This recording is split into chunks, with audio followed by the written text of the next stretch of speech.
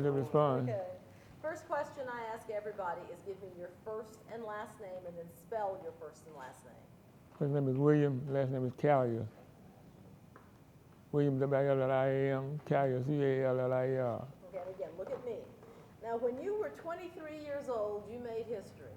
Where were Yes. you when you were 23 years old, and what job did you take? I was right here in Atlanta, became one of the first black firefighters. How hard was it to get that job? What did you have to do? It was very difficult because there's a lot of discrimination trying to prevent you from getting the job. Now, when they first put out the notice for the job, where did you have to go to apply, and were there just a handful of people? Hold on one second. Okay. Thank you. Yeah, you go to City Hall. Okay, we'll wait. Okay. Just straightening you up. Okay. Gotta make it look fly, man. Okay. Yeah, you don't have to work too hard to do that. How's that look, Brandon? Is collar straight? Yeah. Cool. Thank you. I apologize, man. No, that's fine, that's fine. I got two camera shot, I'm fine. Okay. Okay, so where did you have to go, and how many people do you remember seeing trying to do the same thing? There were hundreds of black men that went to City Hall to apply for the position once it became open. And You had to take an exam, and you had to pass the exam, the written exam. And so many of them didn't. Then after that, you had to take a physical. okay, now, when we talk about the fact that you were the first black firefighters, why weren't there any others? What happened to make this change? Basically, the black ministers got with the administration, the city hall, city alderman, and the mayor, and talked them into allowing black men to become firefighters because 1948 was the first time they had black police officers.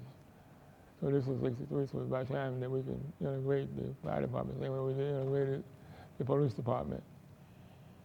So it took almost another 20 years? Almost.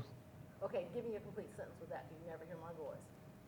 It took from 1948 to 1961, really, to open things up for black men to become firefighters after they had been police officers. Now, you were one of the first 3 out of 16.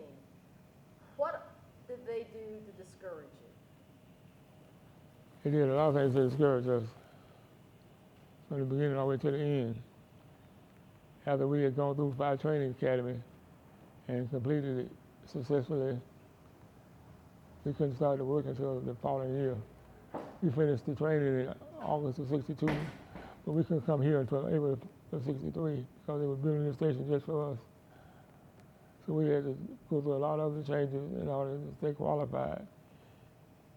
They call you back once you go down and take another physical. Anything they could do to discourage you, they did.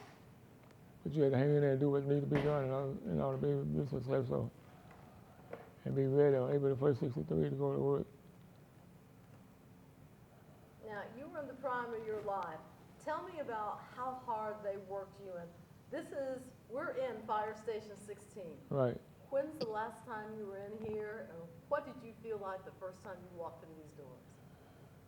The last time was the last time we had an interview for someone who came to the station a few months ago and did what we're doing now, being interviewed.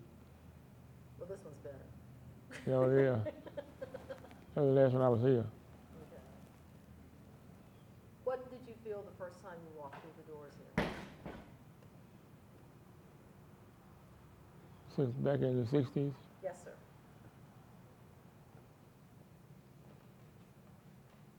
What were your a emotions? lot of the old emotions came through. In 2013, we had a 50-year anniversary, and we had a celebration here in this station marking the 50th anniversary that we integrated the fire department. At that time, it brought back a lot of old memories.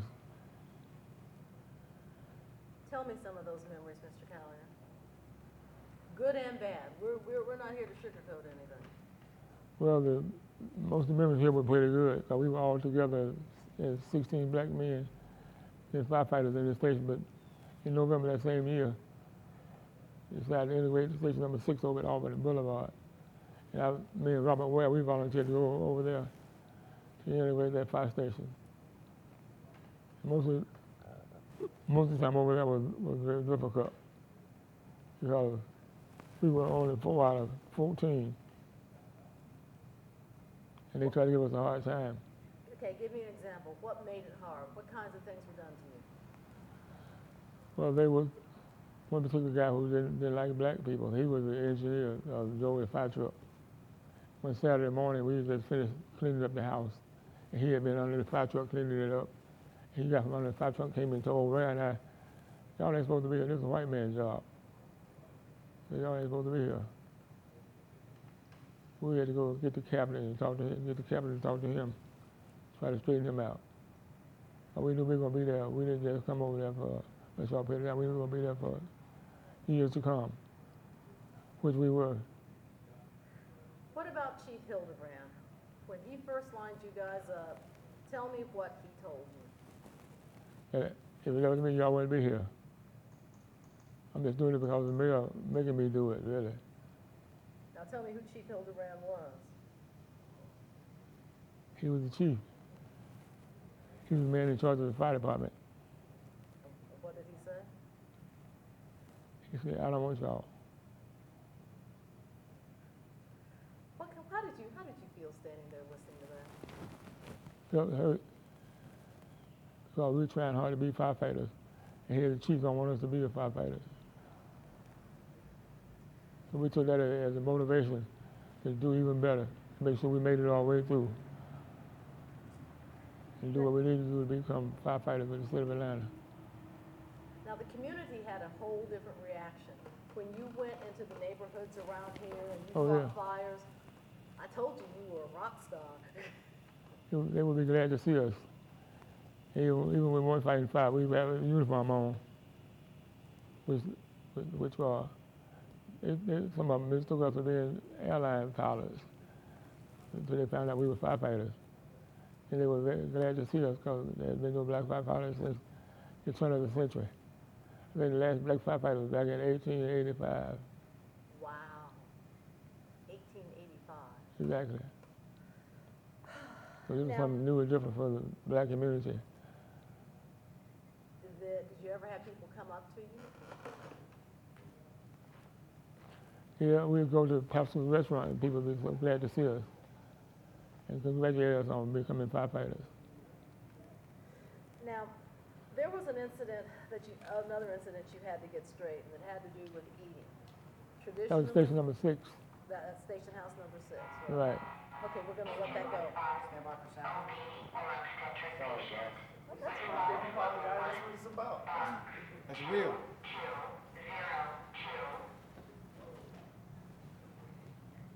Keep rolling. Yes, I don't mind having that.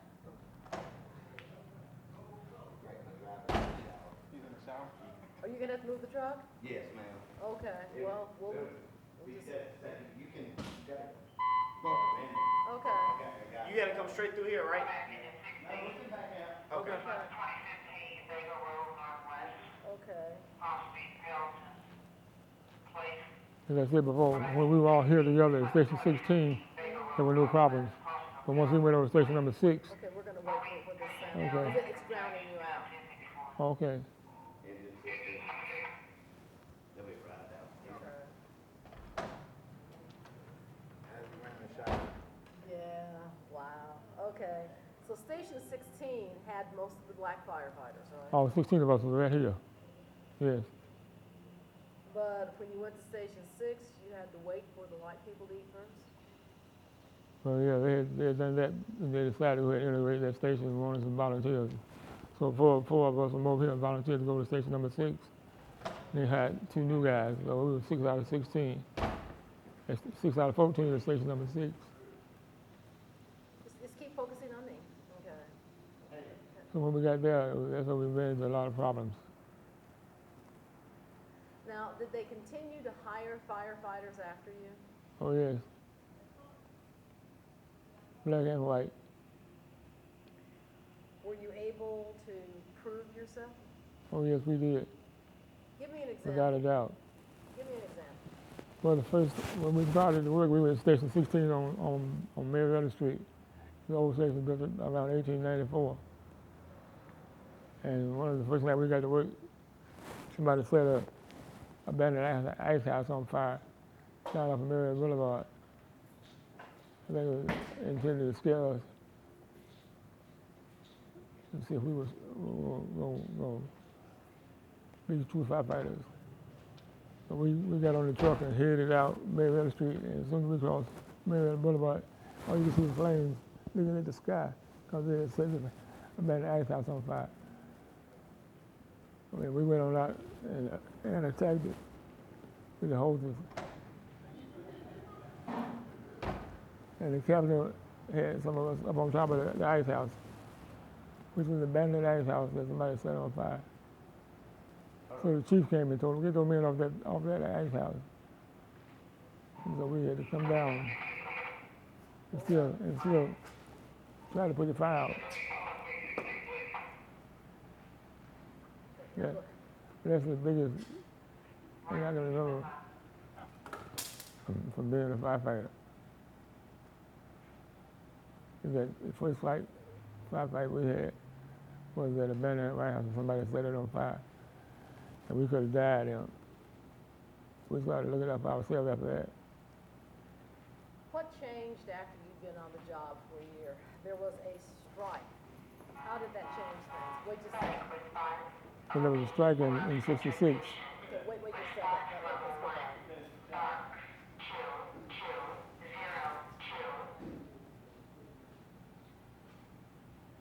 Okay, go ahead. There's a strike in 1966. 1966, we had been about 3 years, and there was a strike. It was mainly led by the officers because they wanted more money and better working conditions, which we all wanted.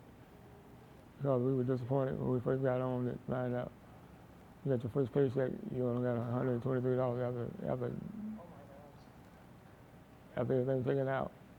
And you worked about 130 hours in 2 weeks. So less than $1 an hour.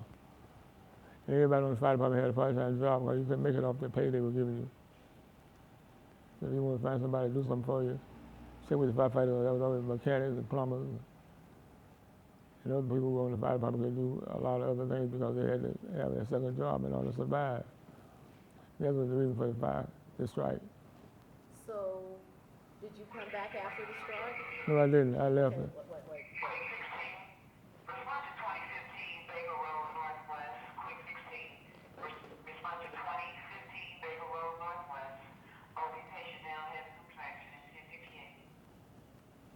After the strike. After the strike, a lot of us went and got other jobs. I went to work for the Atlanta Transit, which eventually became MARTA. And I stayed there for 31 years. And retired as Director of Transportation for the MARTA rail system. What did you miss about being a fireman? I miss the most of the camaraderie that we had with the 16 black guys. And Let's wait.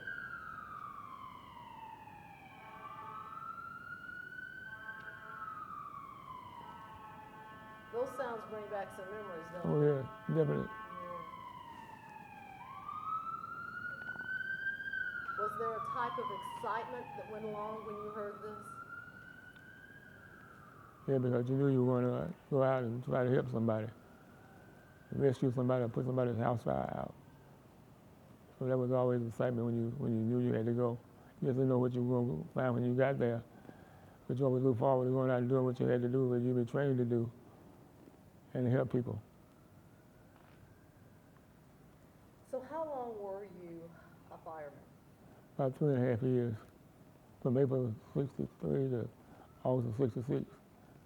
And you had an older brother who tried after the strike?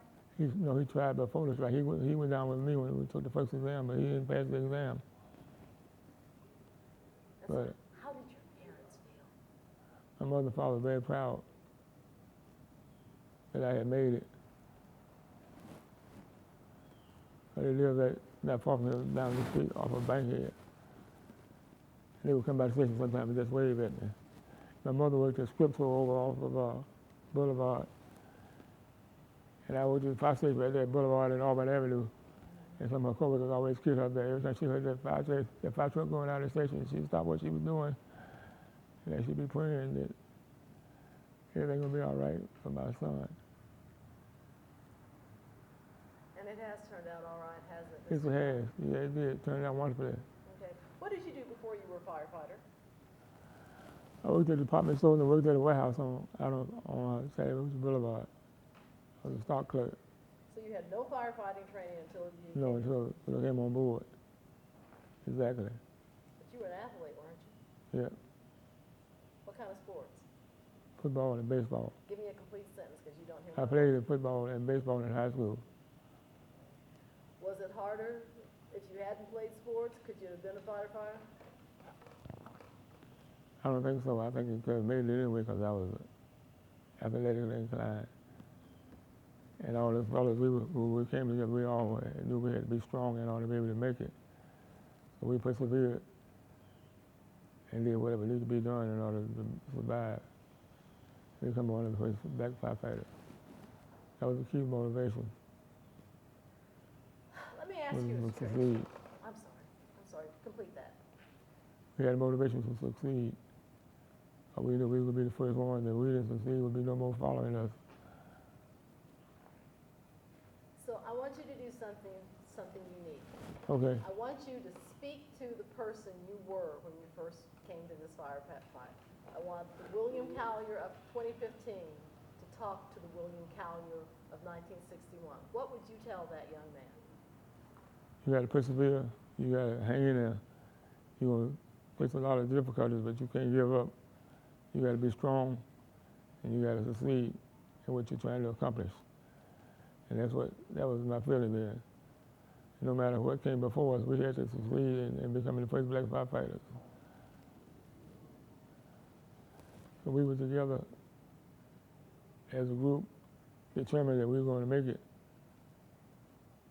And fortunately, we all did. That's excellent. I'm done. Do you have anything you want to say to me?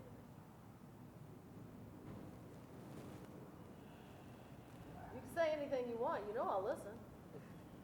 Thank you for this opportunity to bring back the memories from back in 1963, as we fought to become the first black firefighters. And thank goodness we succeeded in doing that. It wasn't easy because they made it difficult for us, but we persevered. And we saw it all the way through to the end.